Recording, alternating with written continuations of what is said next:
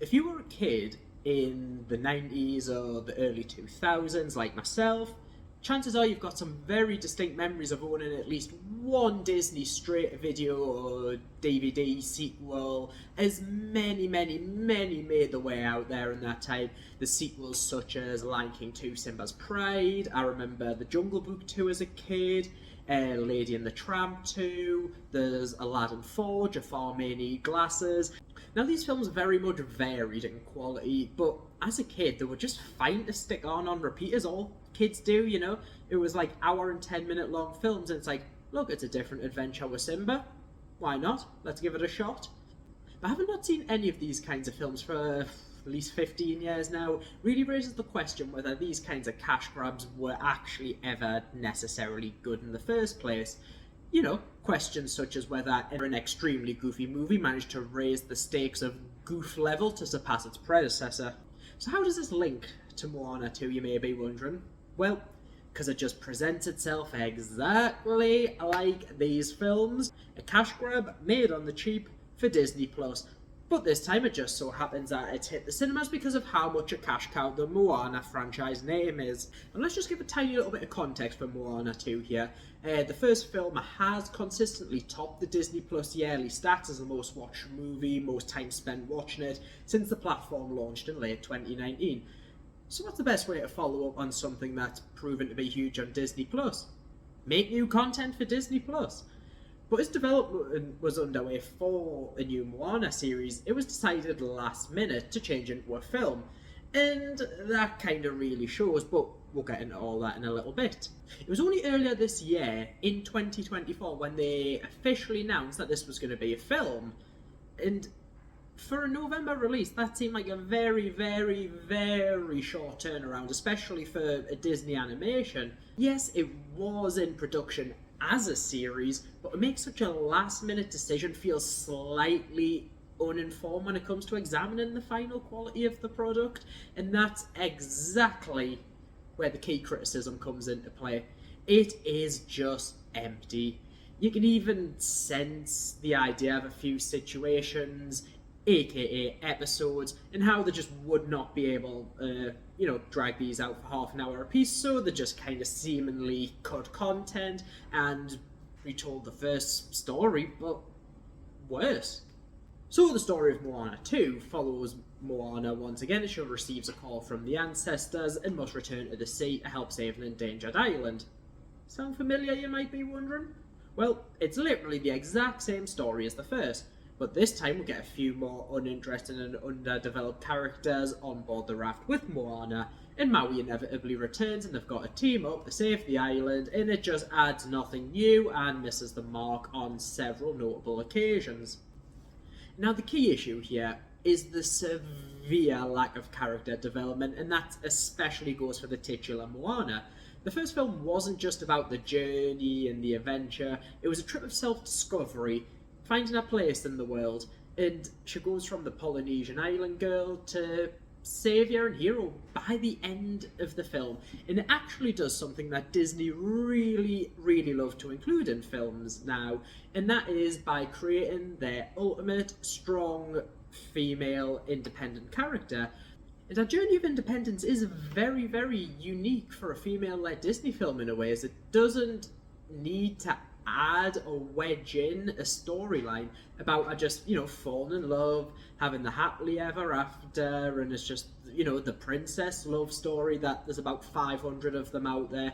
It actually focuses much heavier on the family connections, which to me is so much more important for the little kids in the audience to learn about.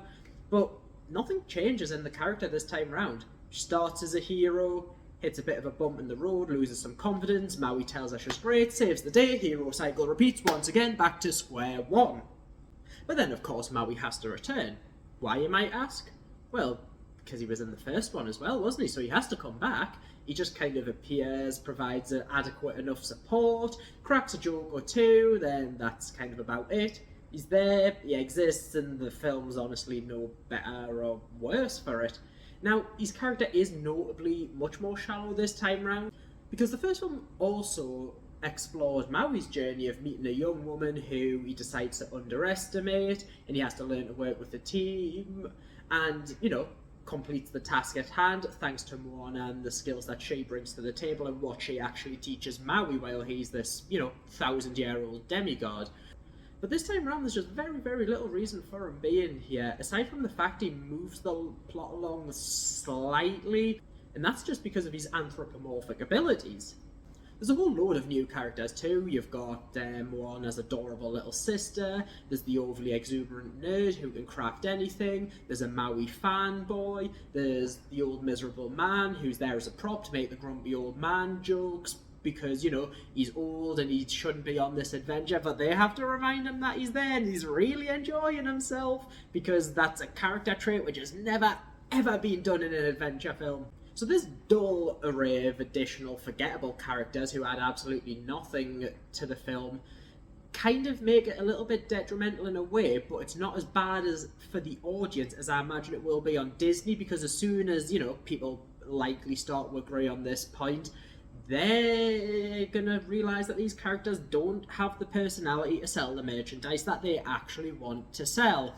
Boo-hoo, Disney, your crap's going in the Poundland again. So who is the villain of this film, you might be asking? Well, there's one big bad who's referenced multiple times throughout, but there isn't really a villain. Like, there's kind of a villain who you think might be a villain, but then you wonder if she really is a villain, and then it's like, oh, there could be another villain, and, well, yeah, that's it. We do get the villain, so it works, but there's a problem with that. They introduced the big bad in a mid-credits scene. Yeah. So thank you, Disney, for that advert for Moana 3, straight away before, the credits have even properly started rolling for Moana 2. But the problem therein lies in the fact that there's no villain, so there's very, very little peril, because the stakes feel so low because of how well we know Moana and how she's able to navigate the ocean. But when the ocean comes up as a threat, and you know how well she can handle this, it doesn't quite put you on the edge of your seat. And whilst the ocean did look nice in the film, the animation just didn't feel like anything particularly noteworthy. Like, sure, it is nice, but it doesn't push any technical limitations like one might expect from Disney, especially on a film that should be on the scale of Moana 2. It has some basic stylings of what you might expect in a TV show as opposed to a film, but overall it just doesn't really grab you and immerse you in this world. And like every Disney film, there's of course that massive array of musical numbers. Moana 1 really had some fantastic songs in it, such as How Far I'll Go, Shiny, which was, Jermaine Clement as a singing crab, what else do you need? And of course, What Can I Say Except You're Welcome. Wow, I can sing just as well as The Rock, and I have had no formal training. Happy days. Now the problem with Moana 2 though, is that there's not one catchy tune in the entire film. The opening song, We're Back, was alright, but if Disney are expecting any of those songs to be the next Let It Go, they are going to be sorely disappointed. And I think there is one key cause to this though, that I think if you notice on the credits one absent name straight away from the first one, you'll think, makes sense.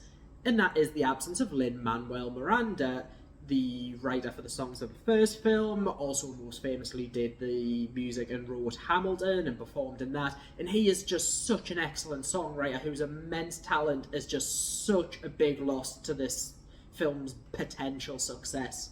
So whilst Moana 2 will likely make a killing at the box office, it unfortunately just sits alongside a large slew of Disney sequels which are notably inferior to the original.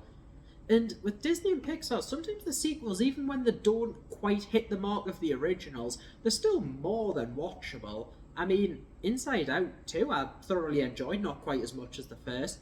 Still a very, very good film. Even Toy Story 4, like the most unnecessary film that's ever been made, still enjoyed it. Still had a good time with the film. But unfortunately, it's just a rehashed story, very little threat, boring musical numbers, and that just leads Moana to sink rather than swim. there's a clear intention to keep the franchise alive with a cliffhanger ending, which teases the obvious addition of Moana Season 2. I mean, not Season 2, totally Moana 3. You know, they weren't going to leave this as a cliffhanger to make you wait for another season or anything like that.